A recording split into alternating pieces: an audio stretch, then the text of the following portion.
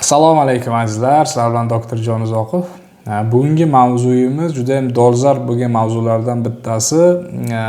Aynan juda ham ko'p so'raladi bizdan. Doktor, farzandim har oy kasal. Nima qilsam immuniteti ko'tariladi? Qanaqangi dori vositalari bor? Nimalarga e'tibor berishim kerak deb savol beriladi. Xo'p, azizlar, bugun aynan mana shu haqida bolani immunitetini uy sharoitida tabiiy ravishda qanday qilib ko'tarsa bo'ladi degan savolga javob bermoqchiman.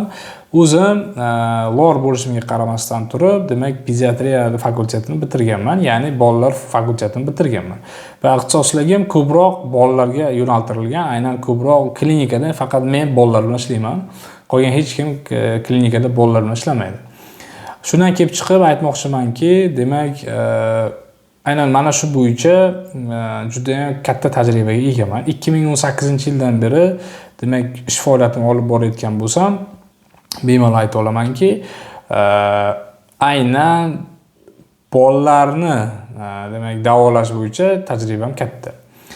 Va yuzaga kelayotgan muammoning asosiy sababi bu yerda nimadan iborat bo'ladi? Birinchi navbatda tabiiy immunitet degan narsa bor bolaning o'zida. Shuni tushunib olishimiz kerak. Tabiiy immunitet bu nima?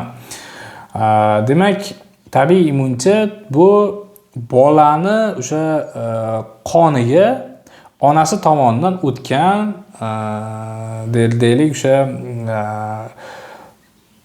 immunitetga ta'sir qiluvchi qon tanachalari desak to'g'riroq bo'ladi. Aynan mana shu narsalar kamligi va yetishmovchiligi natijasida bolada immunitet sust bo'ladi. Bu o'sha bolalarni kuchsiz tug'ilayotganligiga ham bog'liq juda ham katta. Nima degani kuchsiz tug'ilayotganligi? Ko'pincha bola o'sha ketma-ket tug'ilib qoladi. Ya'ni ayniqsa endi birinchisida tug'adi, masol uchun oradan bir 6 oy, 9 oy o'tadidagi hali vastarlangan bo'lmasdan turib homilador bo'lib qoladi va orasi birinchi bolasi bilan ikkinchi bolasining orasi taxminan 1-1,5 yosh farq qiladi. Ana shu bolalarda, ikkinchi bolalarda aynan mana shu ikkinchisida shunaqangi nozik tomonlari bo'ladi. Undan tashqari tug'ilishda muammo yuzaga kelgan bo'lishi mumkin. Ko'karib tug'ilib qolgan bo'lishi mumkin yoki hokazo. Misol uchun masalan aytadi, suvim ketib qoldi, boshqa qoldi, bola anoz qolib ketdi, kislorodsiz qolib ketdi, gipoksiyaga uchradi va hokazo narsalar. Ular ham ta'sir qiladi. Aslini olganda ta'sir qiladi aynan organizmni o'sib borishiga. Chunki bolalarda 9 oylik bola bilan 8 oylik bolani ikkalasining juda katta farqi bor. Rivojlanishida ham, uni gapirishida ham, o'zini tutishida ham va hokazoda. Xuddi shunday 2 yoshar bola bilan 1 yoshar bolaning ham juda katta farqi bor, 4 yoshar bola bilan 3 yoshar bolaning ham juda katta farqi bor. 8 yoshar bilan 7 yoshar bolaning uncha farqi bo'lmasligi mumkin, 7 bilan 6 yoshda ham uncha farq bo'lmasligi mumkin, lekin aynan mana shu yoshlarda juda katta farq bo'ladi va bu narsa immunitetda ham xuddi shunday namoyon bo'ladi. Xo'p, endi bolani immunitetini baquvvat qilish uchun nima qilish kerak? Birinchi navbatda albatta har doim eslab qoling, umumiy qon analiz topshiriladi va gemoglobin miqdori ko'riladi. Birinchi navbatda. Gemoglobin miqdori qanaqa? Agar gemoglobin miqdori past bo'ladigan bo'lsa, demak ko'proq temir tarkibida temir bo'lgan moddalar ko'proq iste'mol qilish kerak. Ikkinchi navbatda albatta bu jigarni demak ferment analizlar. Ya'ni biokimiya kravi deymiz, qonning biokimiyaviy tahlilini ko'rishimiz kerak. Albatta unga e'tibor berishimiz kerak. Keyingisi bu albatta qon analizlari haqida aytamiz. Keyingisi kalsiyni ko'rishimiz kerak bolada, vitamin D ni ko'rishimiz kerak bolada.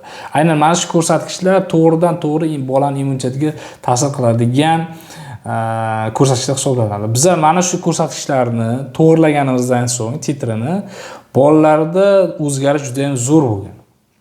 Va har doim qabulimga keladigan insonlarda albatta biz tushuntiramiz, vitamin terapiya oziq-ovqatlanishda to'g'ri bo'lsin, hamma narsa mana bu narsani yeng, mana bu narsani yeyish mumkin emas, bu narsani yeyish mumkin deb aytamiz bolalarga. O'sha ko'pchilik aytishadi, oldimizga kelishadi, mana chet elda deyishadi, oddiy bitta 39 ga temperaturasi ko'tarilsagina parasetamol berishadi. Bo'lmasa boshqa hech narsa bermaydi. Bor deb uyga jo'natib yuboradi. Masalan, o'zimni sinfdoshim, ham yaqin do'stim Koreyada yashaydi. O'sha yigit demak aytgan, Otabek, shunday olib borsam doktorga bolamni, shunday qaraydidagi 38 temperatura, suv ber ko'proq, o'sha nima deydi uni, ozgina qalinroq kiyinib yursin va temperaturasini nazorat qilib, agar yuqori bo'lib ketsa, parasetamol ber deb aytadi dedi. Va eng qizig'i, bolam pnevmoniya hech narsa bo'lmaydi dedi. O'zbekistonga olib kelsam shunaqa narsalar paydo bo'ladi. Nima uchun? Birinchi navbatda bu albatta oziq-ovqat bilan bog'liq. Birinchi navbatda, ikkinchi navbatda bu ekologiya bilan bog'liq. Siz bitta narsani to'g'ri tushunishingiz kerak. Ular demak o'sha okean, suv atrofida joylashgan davlat hisoblanadi. Koreya ham, Yevropaning davlati, ko'pchilik davlatlarda ham shunaqa. Ya'ni nam havo, bu ham ta'sir qiladi. Bu ham albatta ta'sir qiladi o'sha ekologiya nuqtai nazaridan. Chunki chang yo'q bo'lgandan keyin albatta bu ham juda ham zo'r ta'sir qiladi. Aynan immunitetga. Undan tashqari albatta demak endi bolalarda bu narsani biz yo'q bu bolalarda unaqa narsa deb ayta olmaymiz. Sababi bola juda harakatchan bo'ladi va harakatini ko'paytirish kerak, kuchaytirish kerak. Iloji bo'lsa albatta 4 yoshdan keyin olinadi. 4 yoshdan oshgandan so'ng bolani yengil gimnastika mashqlariga berishlaringiz tavsiya qilinadi. Va siz bemalol o'sha hattoki agar sizni viloyatingizda yoki shahringizda yoki tumaningizda yoki qishlog'ingizda shunaqangi gimnastika to'garaklari bo'lmasa, misol uchun boks to'garagi bo'lsa, boksga berishingiz mumkin. Kurash to'garagi bo'lsa, kurashga berishingiz mumkin. Nima uchun? Boks to'garagiga borayotgan bola ham hech birdaniga ringga chiqarmaydi uni, birdaniga demak urushtirmaydi yoki urushtirgan taqdirda ham yengil o'yin kulgu qilib urushdi. Chunki men o'zim shaxsan taekvondoga ham borganman, jang san'atlariga, har xil turli xil jang san'atlariga borib ko'rgan va 12 yoshdan keyin bizaga jiddiy qarashni boshlagan ular. Chunki o'sha payt tushak baqotlashni boshlaydi, bo'y o'sishni boshlaydi, inson o'sha bola balog'atga yetishni boshlaydi va ular shundan so'ng seryozni, ya'ni jiddiy qarashni boshlaydi. Ungacha lekin jiddiy qaramaydi va siz bemalol sport to'garaklariga berishingiz mumkin, qo'rqmasdan turib. Ya'ni ular yengil gimnastikalar, o'sha mosik tushishni o'rganadi, randat, flag, salto tashlashni o'rganadi.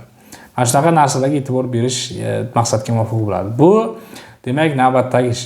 Endi immunitet yana ko'tarilgan asosiy belgilardan bittasi albatta bu boya aytganimdek analizlardan kelib chiqib o'sha vitaminlar berish va har doim demak ko'proq go'shtli mahsulotlarni iste'moli. U xoh demak parranda go'shti bo'lishi mumkin, u xoh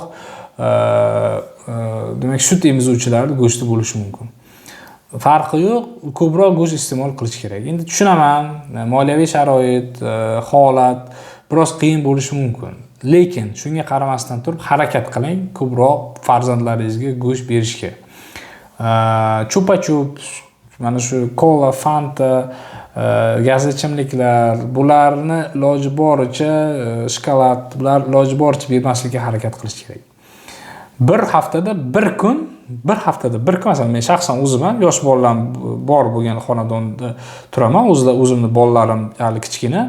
Ular bilan kelishganmiz. Bir haftada bir kun bizni demak shirinlik yeydigan kunimiz. O'sha chiqamiz shanba kuni kechqurun ular sportda olaman va marhamat deyman, xohlagan narsangni ol. 3 ta xohlagan narsasini oladi yoki 2 ta xohlagan narsasini oladi va o'sha narsalar yeydi. Bir haftada bir marta. Va aniq ayta olamanki, bu narsani o'zim tajribamdan o'tkazib ayta olaman, ya'ni o'zimdan o'tkazib ayta olamanki, sizni farzandingiz immuniteti juda ham zo'r ko'tariladi. Aynan bir haftada bir marta shunaqa narsalarni yeyishni yo'lga qo'yish. Ya'ni bola bilan kelisha olsangiz. Endi kelisha olsangiz deganda emas, kelishingiz shart. Agar siz farzandingiz doimiy shunaqa kasallik bilan kasallanayotgan bo'lsa. Albatta, ko'p kasallanayotgan bo'lsa, bu moliyaviy tomondan ham zarar. Bu umuman stress sizga olib keladi. Ishingizni orqaga surish mumkin, misol uchun. Shunaqa vaziyatlar bo'ladi. Masalan, hamma narsani tashlab bolani doktorga yugurasiz yoki o'zingizni qanaqa ishlaringiz qolib ketadidagi bolaga qarashingiz kerak bo'ladi. Bu ham albatta zarar. Lekin sog'lom bo'lsa bola, Bola sog'lom bo'lsa, siz ishlaringiz ham yaxshi bo'ladi, o'z kayfiyatingiz ham yaxshi bo'ladi. Farzandingizni o'zini o'sishini ko'rib, boshqa birovlarga qaragan o'sishini ko'rib, o'zingiz ham yanada xursand bo'lasiz. Va albatta bu ishlaringizning rivojlanishiga ta'sir qilmay qo'ymaydi. Azizlar, bolani immunitetini ko'tarish bo'yicha hozircha juda kichkinagina qisqa qilib aytib berdim. Bu yerda juda katta mavzu.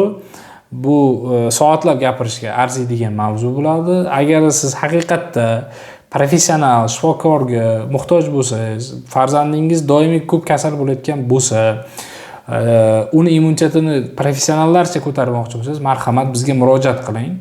Siz albatta kelishingiz kerak bo'ladi oldimizga. Biz demak burnini ko'ramiz, bolani tomog'ini ko'ramiz, quloqlarini ko'ramiz. Demak o'sha limfa sistemasini polni tekshiramiz uni.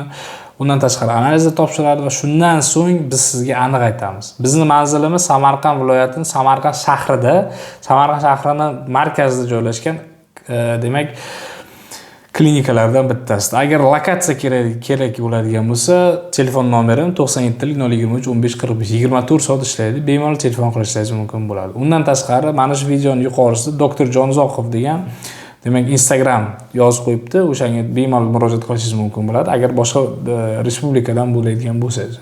Bundan tashqari mana shu videoning ostida to'g'ridan-to'g'ri men bilan bog'lanish mumkin bo'lgan silka mavjud.